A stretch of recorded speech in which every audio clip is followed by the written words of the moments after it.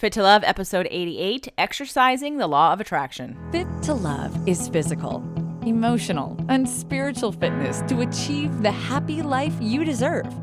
From exercise to cooking, relationships, and spirituality, you'll find all the inspiration you need right here with our host, JJ Flizanes.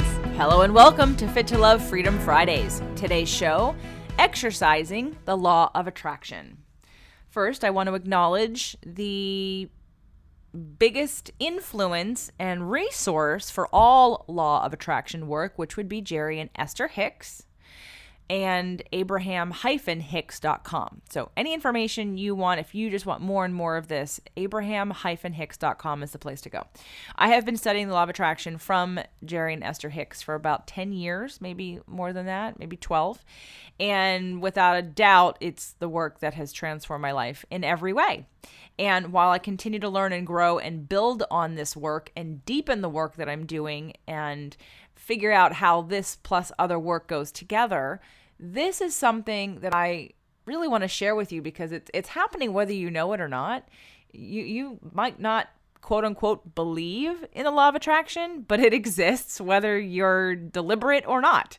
You're going to attract whatever you're vibrating. Whatever you are, whatever you think, and however you feel, you will then create a signal that the universe matches. It's just that simple. The law of attraction says that which is like unto itself is drawn. And this is a pretty simple statement, but it defines really the most powerful law in the universe that affects everything. And nothing exists that is unaffected by the law of attraction. The second law, which is the science of deliberate creation, says that which I give thought to and that which I believe or expect is, which means that what you get what you think about whether you want it or not, and you get whatever you believe. You're going to reaffirm what it is you believe by attracting what you believe. And when you look around and ask yourself, well, why do some people attract other things? Well, they probably have different beliefs and they have different feelings. And so when it comes to the law of attraction, there's two main components that send out signals.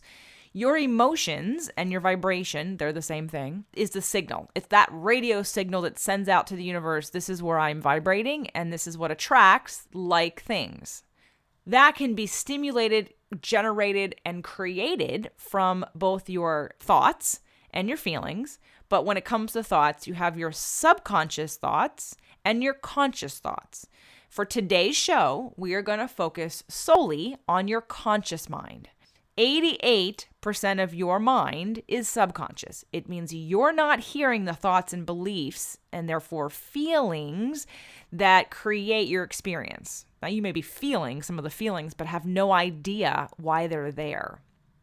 Your subconscious mind is beneath the surface. It's the basement of your mind. And while we can pull from it and we can change it and we can shift it, we're not going to deal with that today. We've talked about the subconscious mind on a few Thoughtful Thursdays. We're going to continue to talk about it on future shows, but I want to empower you right now, today, this minute, to shift around your conscious mind. The 12% of the thoughts and beliefs that you hear in your head, that you know that you have. So this show is about exercising the law of attraction. So first, let's establish it's happening whether you want it to or not. And if you're on board with that because you're listening to the show, now you get to say, well, how can I change it? If I'm attracting all the things in my life, how can I shift it? First, you want to become aware of your thoughts, not in an obsessive kind of way, but in an awareness. How am I talking to myself? What do I believe? What am I saying to people? What's the story that I'm telling, both to myself and to others, that is creating a vibration that's attracting these situations, people, and experiences to me? When you start to become aware of your thoughts and the stories that you're telling, you then get to change it. And just like in exercise, that's why the title of today's show is Exercising the Law of Attraction, is because it is a practice. It's a practice of if you took two weights in your hands, let's say your left hand had a 5-pound weight and your right hand had a 10-pound weight, and you equally exercise them, which one would become stronger? Well, probably your right hand because it has 10 pounds and your left hand has 5 pounds. So the more you exercise something, the stronger it gets, and then the easier it is for that muscle to lift things, to carry things, to hold things. It becomes really attuned to harder work. Now, when it comes to your mind, it's also a practice. It's a practice to choose your thoughts and choose your point of focus and to look for what's going well or what's not going well. So some of the recommendations I'm going to make today come from the book Ask and It Is Given. It's one of Jerry and Esther Hicks' books, one of their New York Times best-selling books that you can find on Hay House or abraham-hicks.com or Amazon. And in Ask and It Is Given, there are 22 exercises. Now, I'm not recommending that you try every single exercise. However, a lot of them are really fun and very powerful. But to make this really simple, I'm going to focus on one, and that one is the first process, which is called Rampage of Appreciation. Appreciation is one of the highest vibrational emotions we have. It's up there with love. When we're appreciating, we're loving. We're at a place where there's no resistance and we have a very high vibration. And appreciation is a practice. Think about what happens to you when something bad happens. Maybe you've had a bad experience at a restaurant, or a friend and you got in a fight, or your lover or spouse and you had a fight. What happens next? Most of the time, a lot of people will turn around and repeat that story and repeat that emotion 5 or 10 times. They'll tell it to friends. They'll repeat it to coworkers. They may have a therapy session about it. And we get really entrenched and anchored in those negative thoughts, feelings, beliefs, and stories because we tell so many people. When was the last time you had an impulse to pick up the phone? Was that impulse driven by a positive story or a negative story? I'm going to guess that 9 times out of 10, it's a negative story because you want to release it. You want to talk about it. You want to work through it. And so we use that audio processing tool to emote that emotion. But the problem with emoting it multiple times is that it becomes a practiced feeling and a practiced story and a very strong vibration from which you're attracting. So those situations may be happening over and over again because it's the practiced belief and expectation. So when it comes to Rampage of Appreciation, it's the number one simplest exercise that you can do to start to change and shift your point of attraction and the strongest vibration that you're putting out there, and you're releasing resistance and expectation of negative things happening. I have been playing the Rampage of Appreciation game in multiple forms for about at least 8 years. It may be longer. And it's probably the single most effective tool and easiest tool to share with others and have them see a response, almost an immediate response. I've got several people who have played this game with me, one in fact whose life looks nothing like it did before we started playing the game. And she has over and over again thanked me for the positive change in her life that came from this practice. So I wanted to title today's show the best law of attraction practice you could do, but then I thought to label it the best is oversimplifying what may work for one person versus another. It's the easiest way, I think, to start changing and shifting your point of attraction and to being aware and conscious of the use of law of attraction in your life. And so that's why today I'm going to recommend that if no other practice, if no other thing calls out to you and interests you in terms of trying or reading, just try this practice. It's called Rampage of Appreciation, and there are several ways that you can start to implement it. But before we get to that, I do need to take a break to thank our sponsors. Do you want to look and feel years younger? Learn more about your hormone health and how to get properly tested. Sign up for the Healthy Hormone Kit at nourishingwellness.com. It features the essential tests you need to tell your doctor to order for you to learn more about your current levels. Plus, you'll receive lots of healthy eating and lifestyle tips to improve your hormone health naturally. Again, that's www.nourishingwellness.com. Having a hard time losing weight even when you eat well and exercise? You may have weight loss resistance. The Metabolic Makeover audio program will uncover the 7 factors of weight loss resistance and guide you towards identifying what to do about it. Discover what common foods and toxins hinder fat from being released from the body and how you can naturally increase your metabolism. Let Dr. Alan Peters, Jeannie Peters, and I walk you through the steps of weight loss resistance so you can overcome it once and for all. Visit the products page on fittolove.tv to download it now. Rampage of Appreciation. The first way to do Rampage of Appreciation would be to write it down. I remember back when I was having contrast and conflict with certain relationships that because I started to expect it, I expected the conflict, it kept happening. So what I started to do was, even in my fit of rage and anger and frustration, I would take a piece of paper and I would write down all the positive aspects of that person and our relationship, because you can always find and focus on what's going well. And that exercise would start to soften the emotion and transform that emotion from, let's say, anger to neutral, and then maybe even hopeful, which on the emotional scale in Law of Attraction means you're heading up the scale. So we're already releasing resistance and transforming our point of attraction. So you can write it down, and writing is powerful because it definitely connects the brain and the motor skills, and you're seeing it and you're reading it and you're thinking it. So there's on several levels, you're anchoring that into you. But I'm going to recommend that you not only write it, but you do it in an auditorial way. For about 8 years, I have been doing what I call the Rampage of Appreciation game, and it's verbal. I've been doing it on the phone with a friend every day. And the point of the game is so that you are speaking it and thinking it, and you're hearing it, and you're able to hear yourself, and you're putting it out there into the world, and someone else is witnessing it.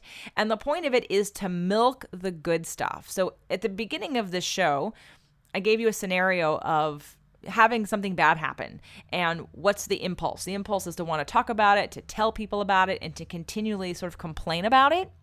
And what I want to encourage you to try is the opposite of that, milking the good stuff. When we get really excited about something, I'm sure you tell somebody, and I'm sure that story does exist, but do you tell it as often as you tell the bad stories? Or are you really, really good at the bad stories? If you are someone who is a complainer and you complain all the time about the bad things that are happening, and then you're frustrated because you think so many bad things happen to you, maybe now you're starting to make the connection as to why bad things are happening to you. So to change that, we're going to start milking the good stuff. We're going to take those good feelings and we're going to draw them out as long as we can to continue the good feeling place. Because once you do that, that becomes your point of attraction, your dominant practiced energy, and your body is used to feeling better than feeling worse. So the verbal game goes like this. In my world, you don't have to actually talk to somebody live. In fact, I prefer to do it on a voicemail. The friend of mine who moved from Los Angeles to Miami, because of the time difference, we would have a hard time connecting with each other, and it left a perfect scenario of us leaving voicemails. And back in the day, for about 6 years, she and I were the only two who were doing this game.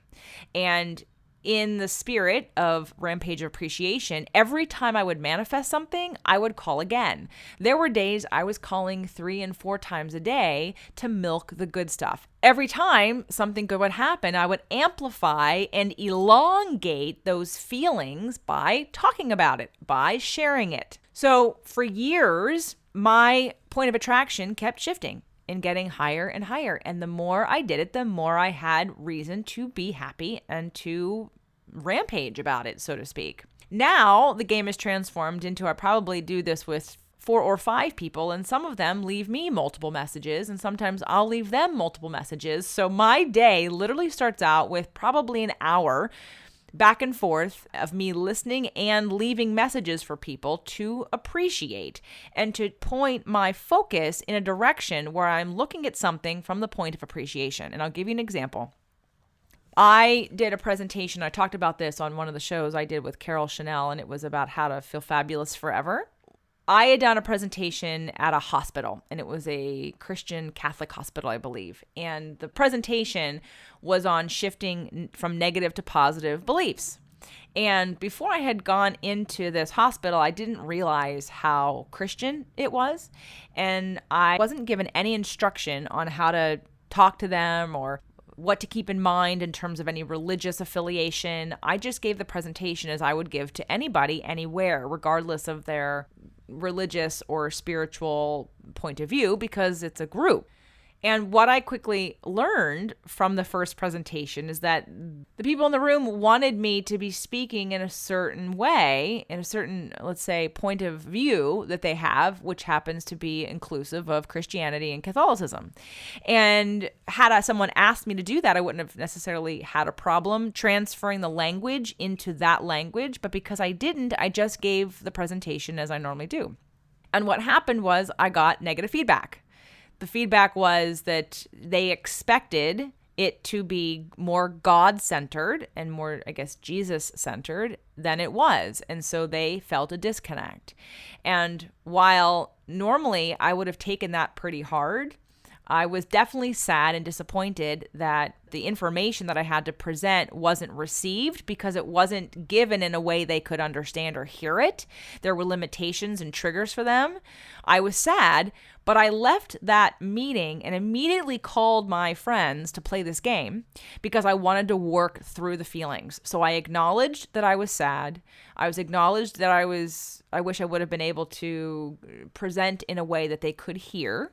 But at the same time, I looked for what to appreciate. And there were so many things to appreciate. I was so appreciative that that one of the people spoke up, and she told me how she was feeling and what she was expecting, and I found that to be so valuable. I had presented 3 times that day at the hospital, and after every presentation, I played the game again and again, and by the end of the day, I was literally so happy that that incident happened because it gave me so much clarity and preparation for the next time, and I was able to understand and not take it personally that that person was disappointed and frustrated and disconnected and not really liking me. And that was okay because I chose to appreciate it and find ways to appreciate it. So the rampage of appreciation not only is outlining the things that are going well in your life and in your day, it's also an exercise to take whatever contrast comes up for you and transform it. Take the good that comes out of it because there's always something good. Some contrast that happens for you is information. It's a confirmation that whatever's happening is something you don't want. And once you're very clear about what it is that you don't want, you can refocus your attention and your energy on looking for and creating what it is that you do want. So there's always a way to take appreciation in every situation and transform that energy. So exercising the law of attraction really means becoming conscious and deliberate about the focus that you have, the stories that you're telling, and the emotion that you're perpetuating. And it's fine. I'm not telling you to deny the emotions that you're having. My first call after that situation was very much to acknowledge that I was sad. I had a little sadness because I wanted to inspire people, and the message I got was that I didn't inspire them. I frustrated them because, again, they were looking for a certain point of view for the presentation that I did not A, know, and B, I wouldn't have done it anyway. Well, I would have done it if it was a one-on-one person because I would have wanted to speak the language that they spoke, but the presentation wasn't designed that way. So I was going to give it in the most neutral, all-inclusive, not exclusive belief or viewpoint that they were asking for. So Rampage of Appreciation can also be a gratitude journal or an appreciation journal. So if you don't want to speak it, you're not ready for that yet, although I think speaking it is the most powerful way to activate the feelings. You could, at the end of the day, take a piece of paper or a journal and write down at least 3 things that went well for you or that you can appreciate. And I promise you can always find 3 of them. First of all, if you have a job, you can say, I appreciate that I'm employed. If you are healthy, you can appreciate that you have your health. If you have a roof over your head, you can appreciate that you have a roof over your head. You can start to look for everything and acknowledge and amplify everything in your life that's already working and start exercising that ability. Because if your habit is to complain and always look for what's not going well, you really can't be surprised when you're attracting negative things all the time. Because you're not practicing the positive. You're practicing looking at what's not working. So in order to shift that, let's start exercising that positive muscle of appreciation and gratitude and look for and focus on. It's like a camera. If you take a camera and zoom in on something, you're only seeing a very small part of the wider, broader picture. I want you to take your camera lens of your eyes and broaden it. Don't zoom out. Don't zoom in. Zoom out and see things differently. See things in a new way that have you appreciate and feel better. So just to review, you can do the rampage of appreciation by writing a list of things you appreciate about a certain person or situation or something that's going on. You can find a partner or a friend or even leave voicemails for yourself. Call yourself if you just want to start doing this right now and you don't know who to turn to in order to practice or play this game. Call yourself and leave yourself voicemails. That might be even more powerful because you're listening to yourself appreciate and milk the good stuff. And also, next time something really good happens, write about it. Call someone, call 5 people and milk it. Get comfortable enjoying the positive feelings and the good things that happen. And the last recommendation that you could do is writing a gratitude journal or an appreciation journal at the end of the day. Rather than going to bed thinking about what you didn't do and all the things you have to do tomorrow and how things didn't go the way you wanted them to, reframe that. Refocus, appreciate and acknowledge what happened today, what can I appreciate about my life, and you might even get much better sleep as well as you're going to start vibrating higher and attracting better things. If you enjoyed today's show, I'd love to hear about it. If you have a law of attraction appreciation game that you'd like to share that I didn't cover, I would also love to hear about that. So come on over to fit2love.tv and let me know about it. I love all different ideas about how to get more appreciation and higher vibrating, better feeling things into your life, because the more that you exercise it, the easier it gets and the better you'll be. Do you commit to an exercise program every year and then give up within the first 60 days? Are you ready to be accountable to yourself and uncover the personalized changes that will work for you long term? Consider the 30-day Jumpstart program. Visit the products page on fit2love.tv to get started today. Get the hottest tips and latest trends for your business success with today's Innovative Woman magazine, a free print and online digital magazine. Claim your free subscription and get it mailed to your home or office today at today'sinnovativewoman.com. The Fit to Love podcast show offers you 6 days a week of helpful content to achieve the happy life you deserve.